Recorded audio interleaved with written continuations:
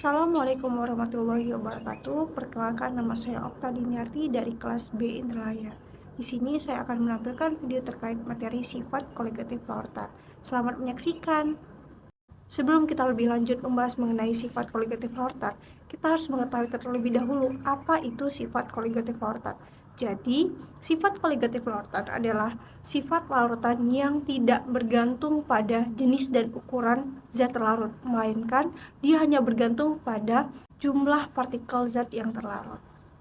Adapun sub pembahasan yang akan kita bahas pada materi sifat koligatif larutan ini yaitu yang pertama, penurunan tekanan uap, yang kedua kenaikan titik didih, yang ketiga penurunan titik beku, dan yang keempat tekanan osmosis.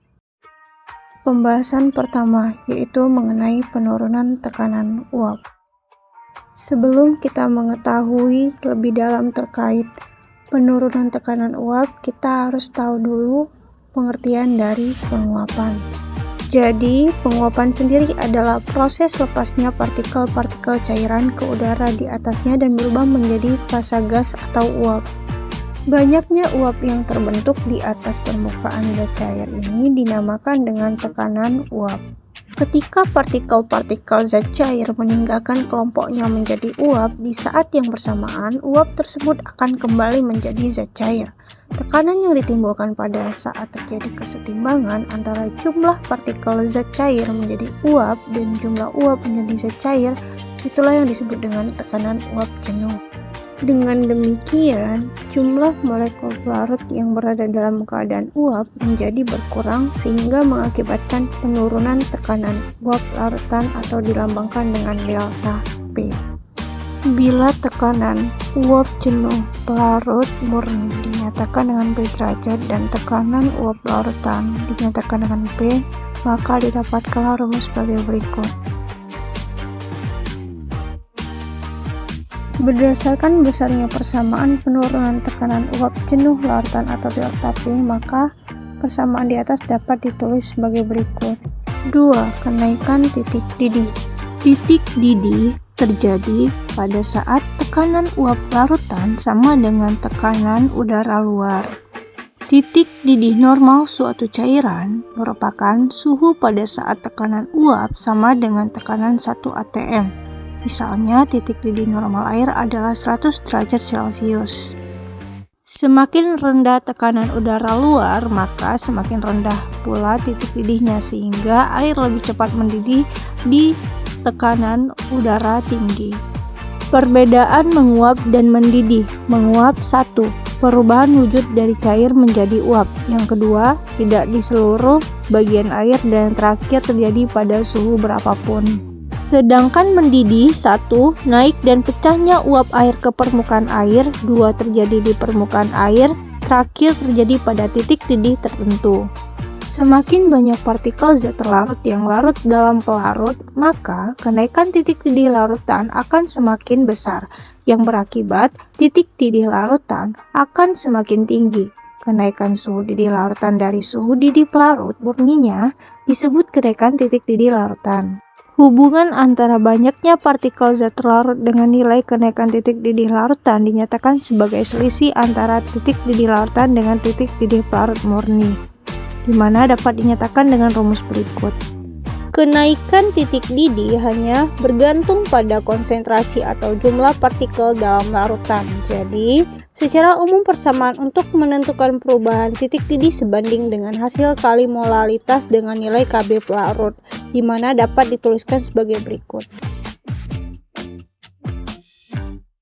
Selanjutnya, penurunan titik beku. Titik beku adalah titik di mana air mulai membeku. Titik beku normal suatu zat adalah suhu pada saat zat meleleh atau membeku pada tekanan 1 atm. Jika suatu zat terlarut ditambahkan pada suatu pelarut murni hingga membentuk larutan, maka titik beku pelarut murni akan mengalami penurunan. Misalnya, titik beku normal air adalah 0 derajat Celcius, namun dengan adanya zat terlarut pada suhu 0 derajat Celcius, air belum membeku. Jadi, selisih titik beku pelarut dengan titik beku larutan disebut penurunan titik beku, di mana dapat dirumuskan sebagai berikut.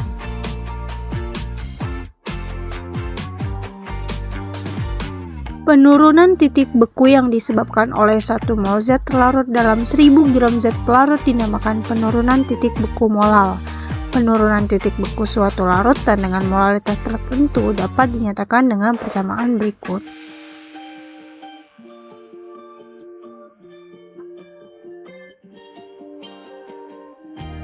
Terakhir, tekanan osmosis larutan. Proses perpindahan molekul pelarut dari larutan encer ke larutan yang lebih pekat melalui selaput semipermeabel disebut peristiwa osmosis. Peristiwa ini akan berlangsung hingga dicapai suatu kesetimbangan, di mana ditandai dengan berhentinya perubahan volume larutan. Perbedaan volume dua larutan pada kesetimbangan menghasilkan suatu tekanan yang disebut tekanan osmosis. Menurut Van Hoff, tekanan osmotik larutan dapat dihitung menggunakan rumus sebagai berikut. Dengan mol atau volume menyatakan kemolaran larutan, maka persamaan tersebut dapat ditulis sebagai berikut. Penerapan tekanan osmosis dapat dilihat dari ilustrasi berikut bahwa terjadi perpindahan molekul dari pelarut dalam larutan yang encer ke larutan yang lebih pekat melalui membran semipermeabel. Berikut salah satu contoh soal perhitungan terkait materi sifat koligatif larutan. Tekanan uap jenuh air pada temperatur 25 derajat Celcius adalah 23,76 mm air raksa. Berarti yang ini diketahui adalah tekanan uap jenuh pelarut murni atau P derajat 23,76 mmHg. Tentukan penurunan tekanan uap jenuh air jika ke dalam 90 gram air. Berarti ini yang diketahui adalah massa dari airnya 90 gram dilarutkan dalam 18 gram glukosa. Berarti ini yang diketahui juga satunya lagi adalah massa dari glukosanya sendiri. Terus yang ditanyakan adalah penurunan tekanan uap jenuh air.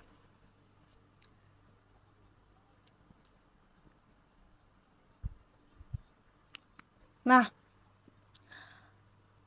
penurunan tekanan uap jenuh air ini berkaitan dengan hukum Raoult, di mana tekanan uap larutan yang dapat menguap sama dengan tekanan uap jenuh komponen murni dikalikan dengan fraksi mol zat terlarut.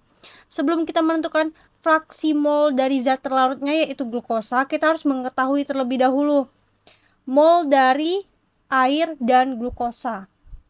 Rumus mol sendiri ialah massa dibagi mR. Untuk massa airnya adalah 90 gram. Terus dibagi dengan mR dari air adalah 18. Sehingga mol air didapatkan sebesar 5 mol.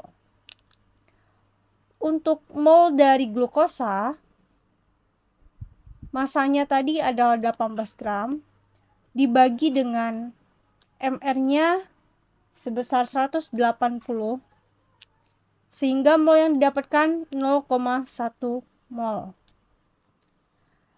Nah, untuk mencari fraksi mol dari zat terlarut atau glukosa, rumusnya adalah mol dari glukosa dibagi mol total. Mol glukosa yang tadi sudah didapat 0,1 dibagi 0,1 ditambah 5. 0,1 per 5,1 sama dengan 0,02. Ini fraksi mol zat terlarut. Sehingga didapatkanlah penurunan tekanan uap jenuh airnya adalah hasil kali dari tekanan uap pelarut murni dikali X terlarutnya atau glukosa. P-nya tadi, P derajatnya tadi diketahui 23,76 dikalikan dengan 0,02. Sehingga hasil yang kita dapatkan sebesar 0,48 mm air raksa. Mungkin itu saja video dari saya terkait materi sifat koligatif larutan. Lebih dan kurang saya mohon maaf. Kepada Allah saya mohon ampun. Semoga bermanfaat. Wassalamualaikum warahmatullahi wabarakatuh.